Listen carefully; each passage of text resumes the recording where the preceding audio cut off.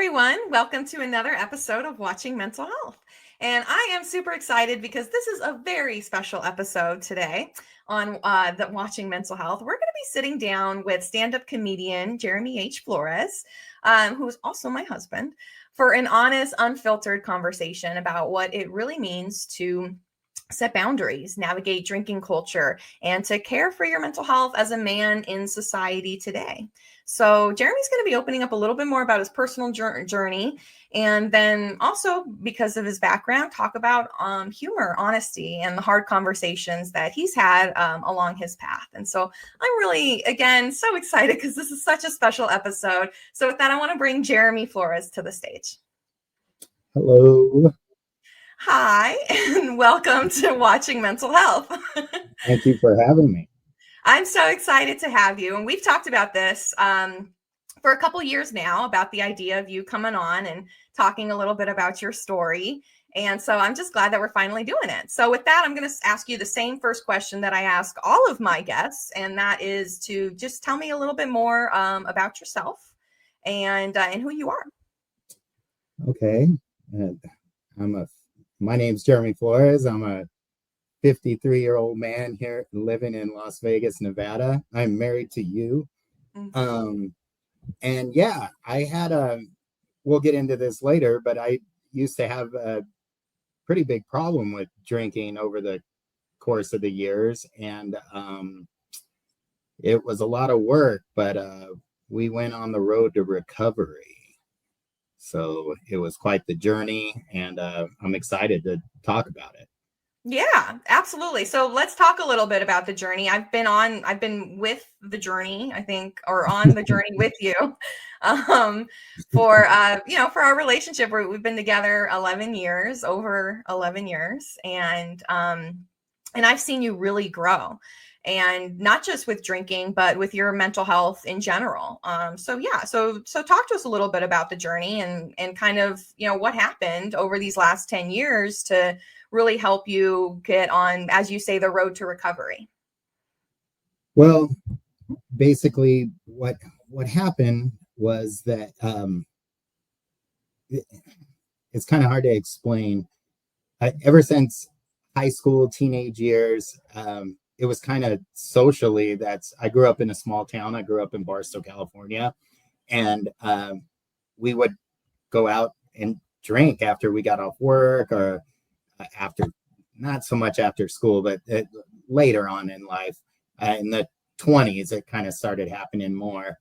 And it just became a single part of my daily routine.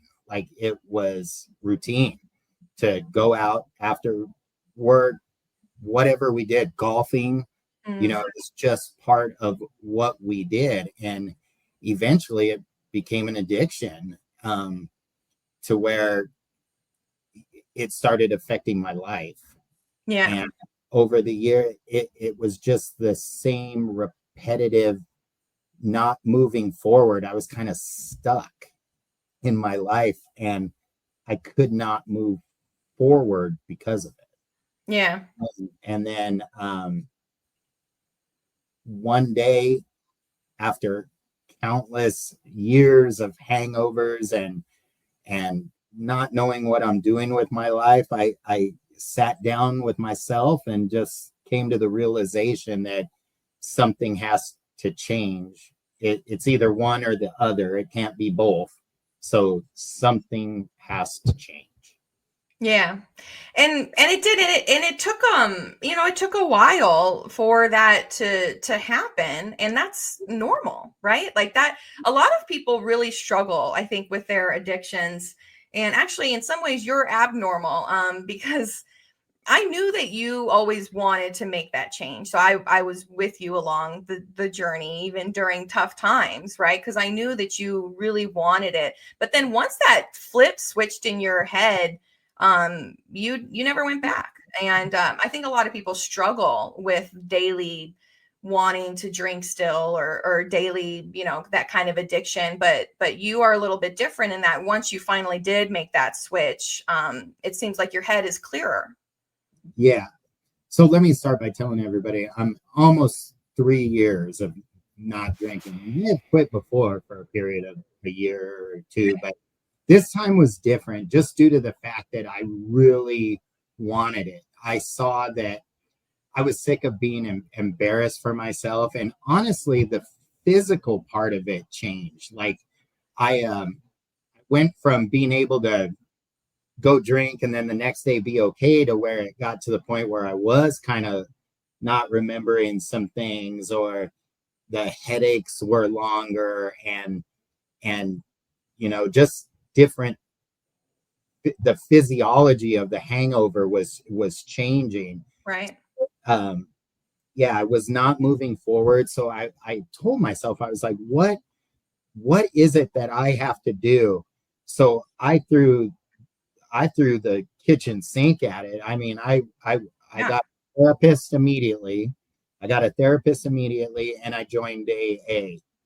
And I said, whatever this takes, I'm gonna do it, and that's what I did. Yeah. And it's impressive for me to see from the side, because you did it. You are a very social person.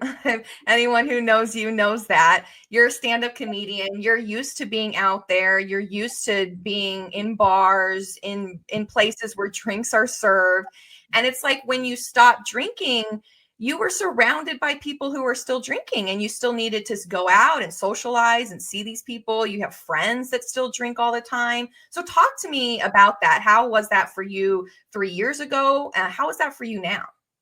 So it was kind of weird because when I first decided to do this, the therapist was the big deal, because I started going to her once a week, and I was going to AA pretty much every day for the first 90 days or whatever. I went every day, then it backed off to like every other day and stuff, just because my business, my entertainment and everything started getting busy. Like once I took out some of the negatives in my life, the positives just jumped into Mm, full force, like hmm. almost immediately. So I actually had to kind of balance that, and Yeah.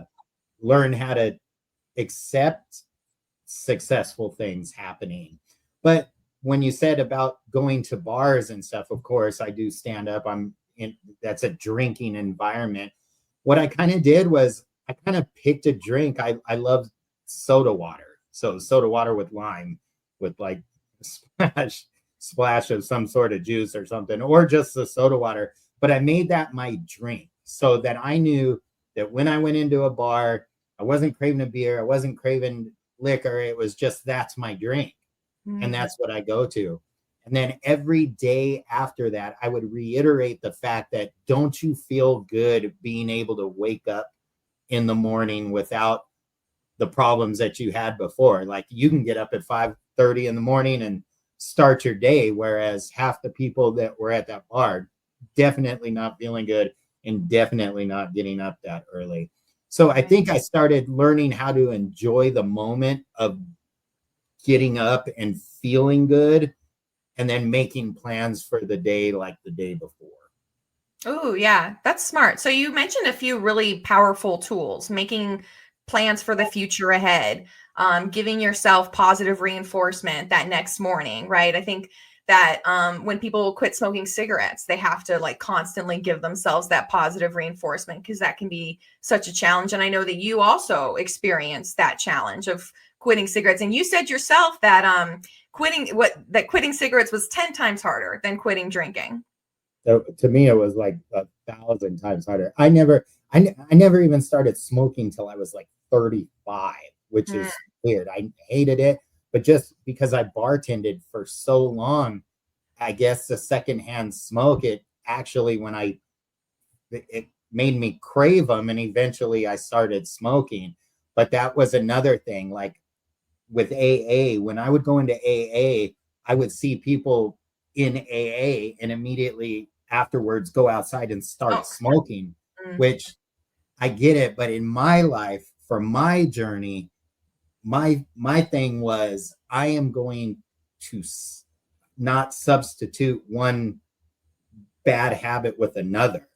So anytime I felt like smoking, I would go home and eat something, or I would go home and watch a movie. I would literally white knuckle it to go. If I felt like smoking, I would get a glass of water or I would go for a walk. I mean, Yeah. it got to that point where I had to replace it with something positive. And then Yeah. eventually that becomes a habit. Mm-hmm. Replacing your problems with better habits. And Mm-hmm. I'm not saying like it's the easiest thing in the world to do. It is definitely not.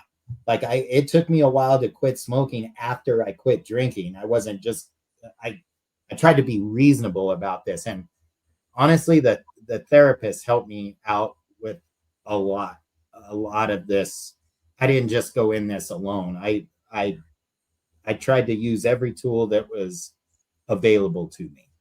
Yeah, that's true. Yeah, back to tools, right? You built up your support system. You put restrictions in place. You went to AA. I saw you do that. And yeah, I mean, when it was time for you to stop and when you did it successfully was when you did it for yourself. And I knew that, right? Like, and I at that time had kind of stepped back, was like, you need to come to that kind of come to Jesus moment. And you did.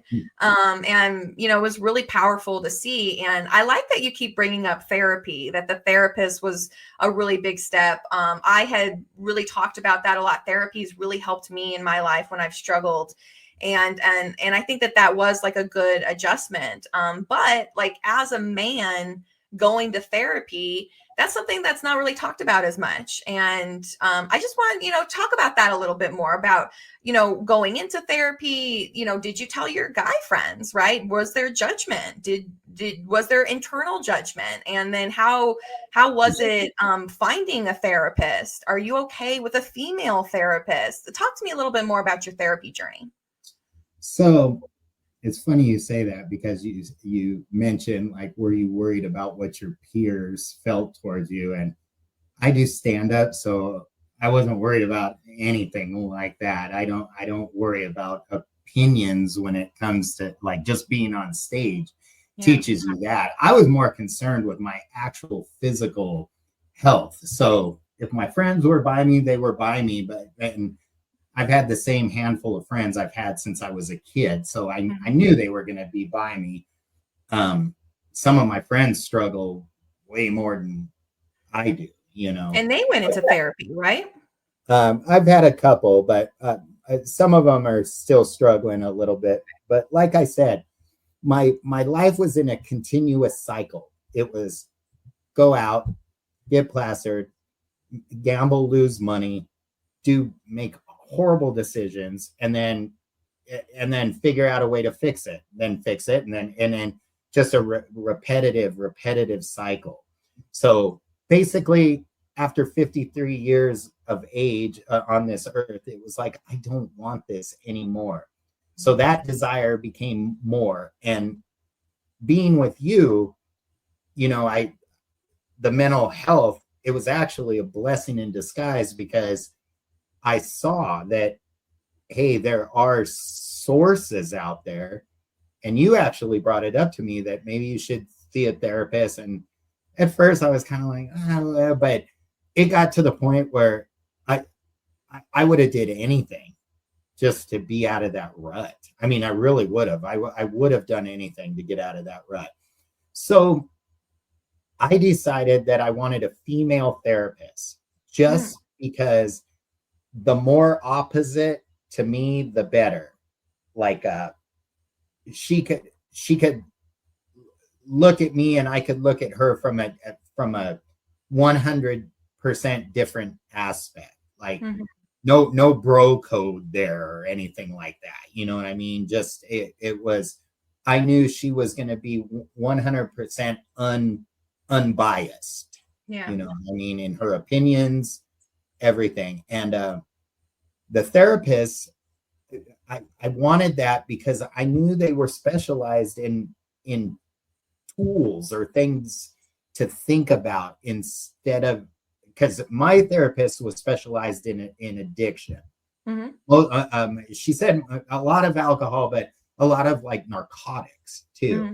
So, and of course, that's well, I can't say it's more of a physical addiction, but those that can get pretty hardcore. Yeah. So, I just wanted she every time she gave me a tool or something to think about or work on, it really did work. And I got lucky. I didn't have to go through a bunch of therapists.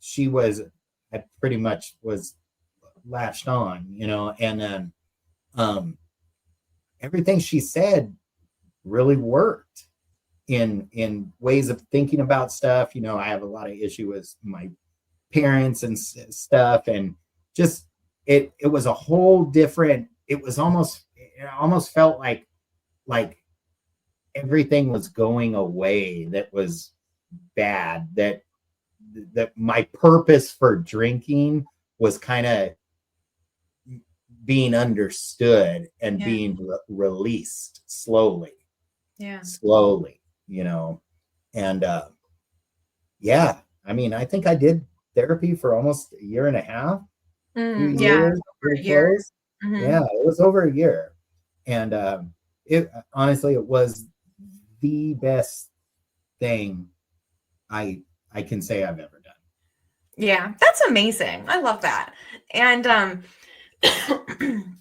I mean, I we did have really honest, hard conversations around therapy. I brought up therapy, a few times, many times, I think, before you were able to find one. We spent 6 months searching for one. Once you finally came to me and said, "Hey, I think that I want to do this." It took us months until we found one, and we actually went outside of your insurance to do that because your insurance wasn't providing proper lists of real therapists, which happens all the time.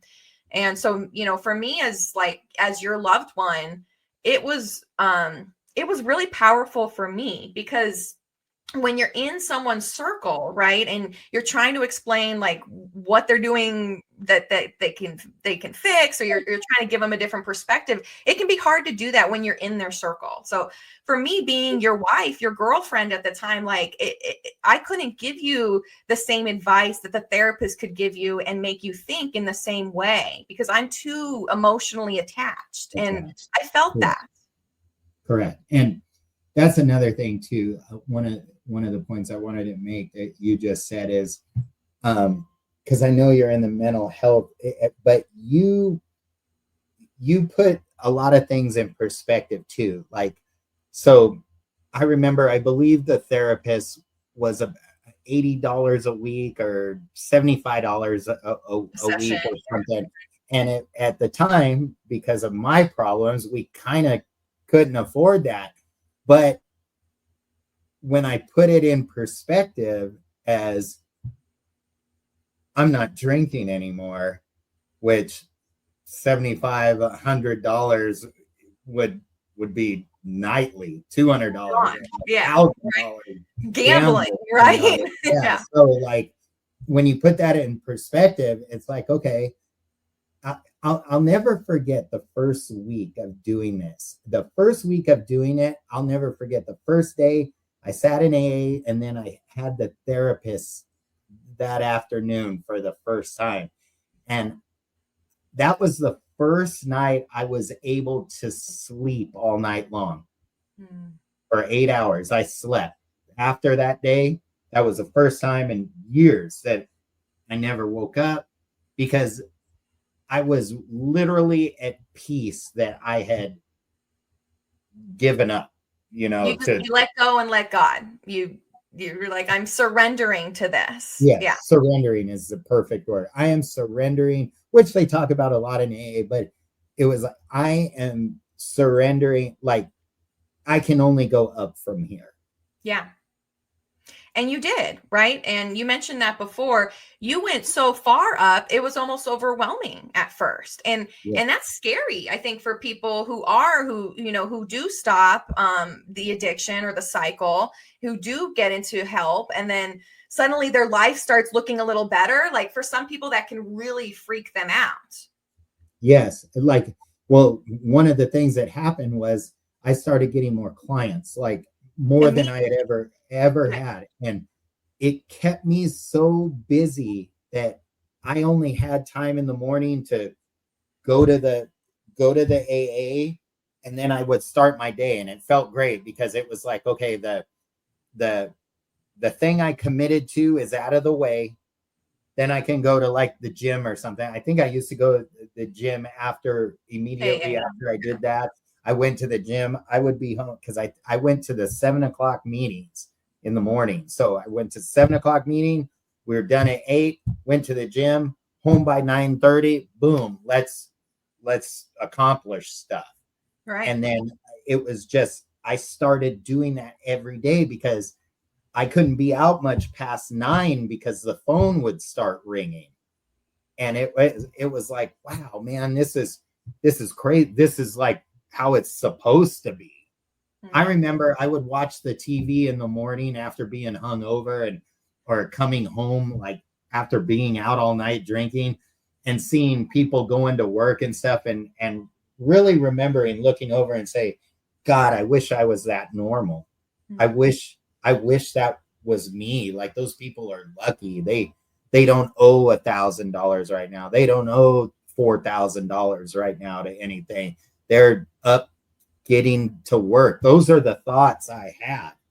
And literally within a month of putting one foot in front of the other. That's all I said. Just one foot in front of the other. Do not go backwards no matter what.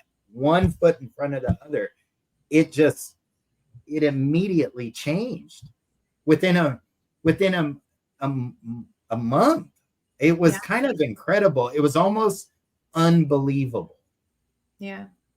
Yeah. And that's scary. And I saw you walk through that, but like you said, you kept putting one foot in front of the other. And, now here we are, so you said you're 3 years now, almost? In October, our anniversary will be 3 years. Mm-hmm. Yeah. And that's another thing. Like, you and I were stagnant. We were just going through the motions. If you had to help me out, it was just kind of becoming repetitive for you. And then after all this, we got married a year later, like literally a year and a half after I started this, we got married. I quit drinking on our anniversary, and I'll never forget, we went to a wedding by Lake Havasu in Parker, Arizona, and it was all my childhood friends, and they were drinking. Yeah. And that was, I remember I didn't want it. I didn't say like, oh, I'll start tomorrow because my friends are here. It was just, I was just so done. And that's the sad thing, is that some people never get to the point before it's too late where they say, I'm done. Yeah. Yeah. And that's hard. It's hard to see, loved ones do that. I think I'm lucky that I got to see you come out the other side in many ways. I think I'm lucky that you got to. If you wouldn't be sitting here right now anymore. No. I mean, that's true. We wouldn't be, and that's important. Like, it's important for both of us to keep working on ourselves and to keep working on our mental health, not only for us, but for each other and, for the life that we build together. And so I'm really grateful for our life. But so let's talk a little bit about boundaries, because you've kind of brought up a lot of boundaries that you've put in place over these last years. It was the boundaries that you put in place that really helped, I think, your journey to your recovery journey to be more successful. But these days, I mean, we really do have some boundaries. We aren't going out to the bars very much anymore, are we? We're waking up at 5, 6 in the morning. We're doing like adult things, which is weird to me, but we're doing it together. And so talk to me a little bit about how that felt for you about putting some of these boundaries in place. So I hope the people that are watching it, I have a buddy named John Sheely, and I've always respected him because he's a family man. He's grandfather now. We're the exact same age. And he's been a grandfather for a while. But he's always been one of the most responsible people I know, and I've always looked up to him. But he would, anytime I would come into town for a show, he would make it or something. But then afterwards, we're like, oh, we're going out drinking. And he was like, I got to go home. And I always respected him for that. And he had this line that nothing good happens past 9 o'clock at night in a bar. And he's moved that down to 6:30 now. But, but he was so right.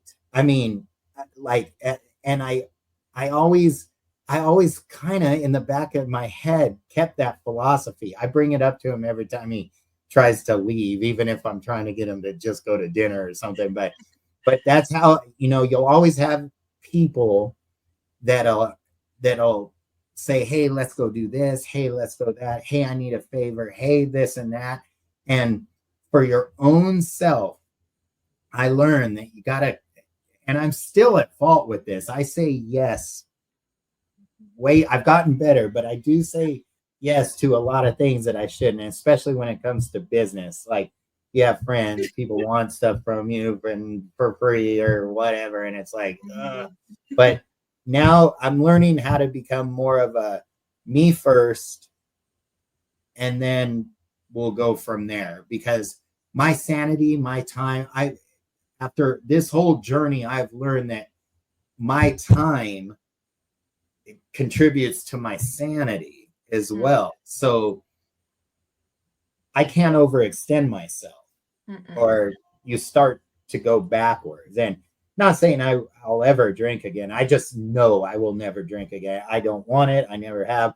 My golf game is better than it's ever been in its life. Like, I play in a men's league now. I'm up teeing off at 5:40 in the morning. Those are my guys. They drink afterwards. I don't. I have my soda water and breakfast. I mean, it's just, or an Arnold Palmer, or whatever it is. But those are the boundaries that eventually, when you set boundaries, they become a habit, a good habit. And what this all boils down to is just making decisions that involve good habits. Like, not staying out. Like, I will stay out late, and I hate it if I have to do a comedy show, like, on the road, and comedy shows start late. That's all there is to it. I had one this in 2 weeks on Fremont Street. I'm not going to get out of there till like 10 o'clock, or whenever time it ends. But the thing is, what do I do after that? I go home. Yeah. That's what my tools have taught me, that it's just automatic. I go home because I have things to do the next day. Yeah, you do. You've made plans, right? And you do. I see you always making plans for the next day. You have reasons to be sober, beyond just your wants. And I love what you said before. And I think that it's worth repeating, because a lot of people think that it's wrong to put yourself first, and it's not wrong to put yourself first. People think it's selfish.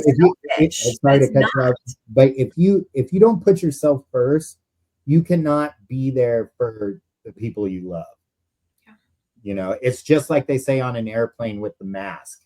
Yeah. You put your mask on yourself first, then you handle the others, and that's just because you have to be the one in control, and you can't be in control if you're worried about outside. You have to control yourself. You can't love somebody until you love yourself. Plain and simple. Facts. Yeah. Yeah, absolutely. And I've seen you, personally experience some of these things, but I mean, you've always been a kind person with a good heart. And so I'm just so proud that you've, that now you are able to do the things that were always your dream. And I think that, we fell in love over each other's dreams. I'll always tell people that we fell in love spilling our hearts over our biggest dreams and supporting each other and telling each other, hey, fuck yeah, that dream looks amazing. Go after it, instead of saying, I don't know, right. So I just, I'm really just proud to see how far you've come, and you not drinking, you putting those boundaries in place, that's what's made you successful. And you're just going to continue to shine. So I'm just so proud of you, my sweetie Well, I pie. appreciate that. But yeah, so I what couldn't have done it. I wrap up, couldn't have done it without her. I'll tell you no. that right now. I could not have done it without her. And my family just loves her so much because she has always been the voice of reason. Well, definitely, yeah, I appreciate that. But I can be my own emotional self, and you know that too, right? That you've also helped me through my anxieties, helped me to get outside of my comfort zone, and to walk in this world without fear. And so we've, I think, both really been there for each other for our dreams and for our mental health, and I think that's what relationships should be all about, is, you know, that support. And so again, you know, just so glad that you joined the show today. Thank you Yay! for having me. This is great. Yeah, and so we'll wrap up. Is there any other, you know, last minute thoughts that you have around, you know, drinking or men's health or men's mental health?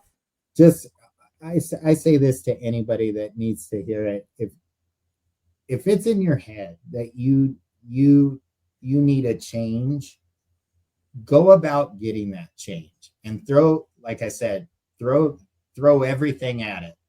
Do just just do it. Like Nike says, just do it, you know, make it happen. And you not everything has to be bad. That's right. It can turn around on a dime. Like I said, it took me a month, and I had been in the same rut for 20 years, 25 Right. years. Yeah, absolutely. A lot of people think that, oh, they're too far gone. And you're never too far gone Never, until because I was until gone. you're gone, right? Until you're Mhm. actually physically gone. Yep. There is always a chance. There's always hope. So Yes. anyone who out there who's struggling, you know, just keep that in mind. It's not too late for you. You matter. And I'm just so glad. This was such a good episode. So thank you everyone for joining us. We're live every first and third Wednesday of the month, but the show is always posted on my website afterwards. So you'll see our episode up by next Wednesday along my website, katierosewechter.com, Spotify, Apple, YouTube, wherever you listen to podcasts. And with that, we will see you in just a couple weeks. We'll see you in July for our next episode of Watching Mental Health. Thanks, Thanks for everyone. having me. Bye. Bye.